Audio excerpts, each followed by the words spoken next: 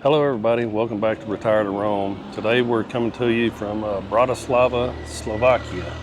We've been walking around, seeing a lot of the landmarks here, a lot of history in this town, and just like one of the landmarks that you see in the background right here, it's called the Blue Church.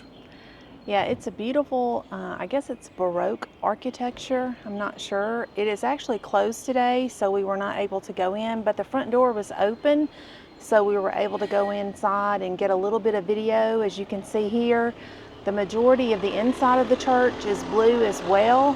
It's kind of a light baby blue color. Even the church pews are blue. There is a downloadable Ebook. an ebook Yeah. about the facility or the church there at the door that you can download if you choose to. It's in the eastern half of the Old Town area, from what we understand. The church is also known as the Church of St. Elizabeth, and it was constructed in the years 1909 through 1913, so it's well over 100 years old.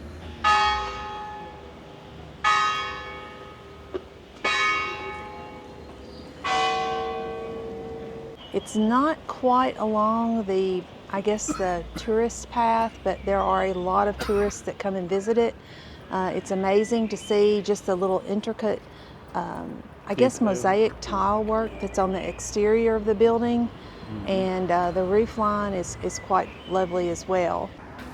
Bratislava, the capital of Slovakia, is a city steeped in history that spans centuries.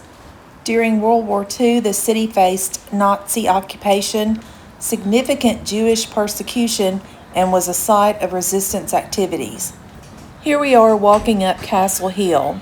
The day we visited Bratislava Castle, there was apparently some important dignitary there. The castle has 4 main towers, which I didn't know, but some people call it an upside-down table due to the towers looking like table legs. Kind of interesting.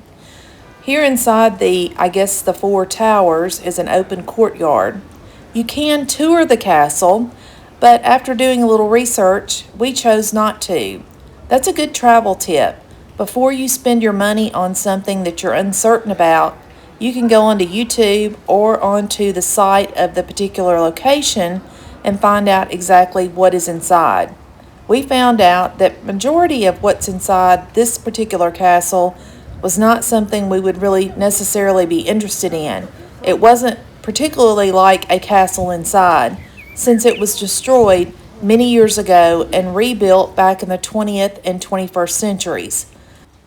We definitely think the castle is worth a visit for sure. The views over the Danube River are great, and a lot of history just on the outside of it, so you don't have to necessarily go inside.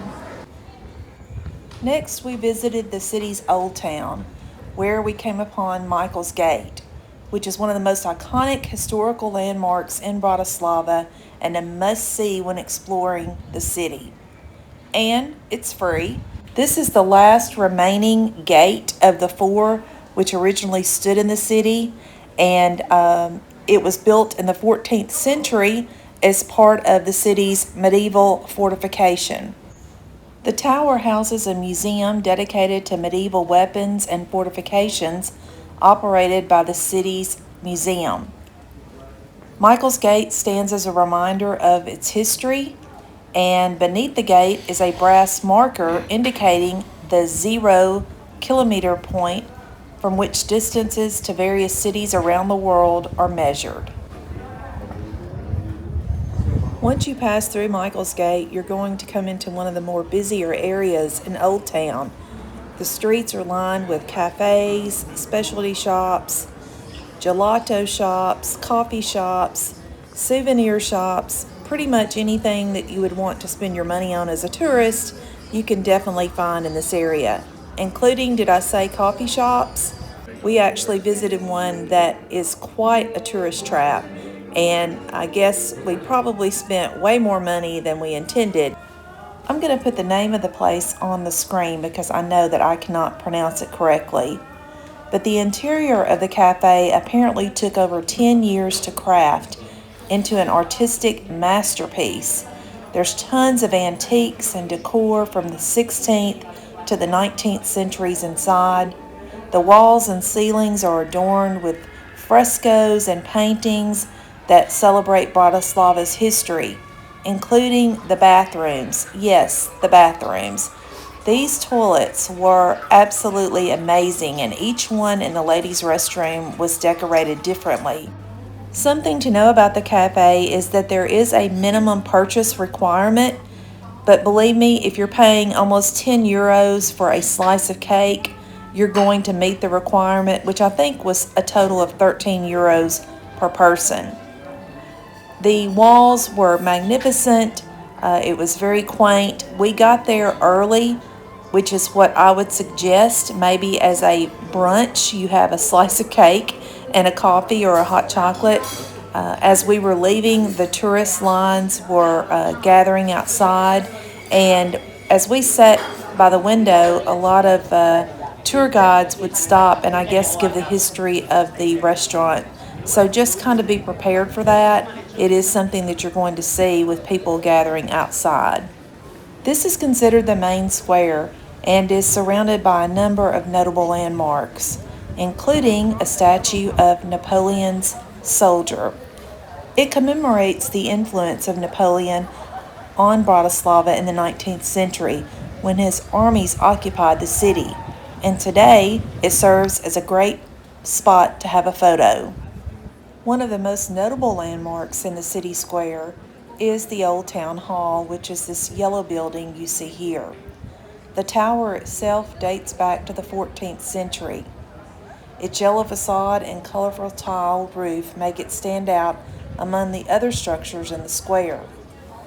Today it houses the Bratislava City Museum, which features exhibitions on the city's history from medieval times to the modern day. Visitors can climb the tower for one of the best views of Bratislava's Old Town. You can purchase a combination ticket, or just to the museum, or just to the tower. The Maximilian Fountain, also known as the Roland Fountain, is the oldest fountain in the city. It was built in 1572 by order of the Holy Roman Emperor Maximilian II. A popular legend claims that the knight atop the fountain comes to life at midnight on New Year's Eve to bow toward the Old Town Hall. Speaking of hot tourist spots, this is probably one of the biggest ones in the city. It's a sculpture created back in 1997 as part of a project to enliven the city after the fall of communism. The name of the sculpture is on the screen because I'm not positive on how to say it, but some say he's a lazy sewer worker taking a break. Others joke he's peeping under women's skirts. There's a local tradition. Rubbing the shiny bronze head brings good luck.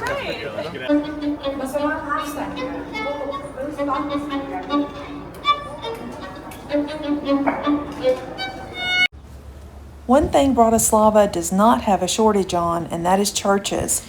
I'm not sure the name of this one. We just happened to notice it across from the bus stop we were at and decided to walk in and get a quick view.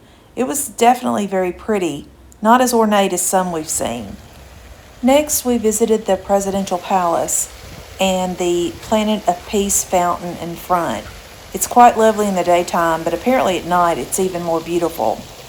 We did notice the flag flying atop the palace, which indicates that the president was at home. This is his official residence. There were no tours, but around back are the Presidential Palace Gardens, which are free, and visitors are able to walk around and experience what that has to offer. Granted, it's not as luxurious as some of the presidential gardens that we've seen, but it was still beautiful in its own right, and certainly a nice place to sit under a shade tree and catch your breath. Our last stop in Bratislava took us to the new bridge, which was built in 1972. However, in 2012 it took a name change. To what? We're not exactly sure. It's either called the UFO Bridge or UFO. We've heard it called both things and told not to mispronounce it, so who knows? All I know is it offered some spectacular views of some of the most iconic landmarks in the city. We also got to watch a lot of the river cruise ships go up and down the river, which was great. The golden hour was spectacular, looking down the river as you see the ships go by. We splurged a bit on this and paid $32 for both of us for a 45-second elevator ride to the top. Once you get out of the elevator, you still have to climb a few flights of stairs to get to the observation deck. At the exit of the elevator is a bar and a restaurant, which, according to the menu, is quite pricey. It looks like this guy's been there a while waiting on the bartender. Just kidding. The bathrooms were pretty spectacular. They had some great views, as you can see here. This was from the ladies' restroom. I even sent Russell into the men's restroom to see what they had to offer, and he come out and told me they were peeing in buckets, which I thought was interesting, but it really is. It looks like silver buckets, but still an awesome view. The bridge was spectacular. We really enjoyed it. The Danube River was gorgeous. And again, whether it's UFO or UFO, it's a great place to visit. Our last stop was to the Wonton Kebab and Pizza, where Russell got a wrap and I got one of the most local dishes of fried cheese, which at first I thought was more like a grilled cheese, but no, it's a piece of cheese battered and fried. And let me just say, this was pretty spectacular. We hope you enjoyed the video. Thank you for watching. Be sure to subscribe and have a blessed day.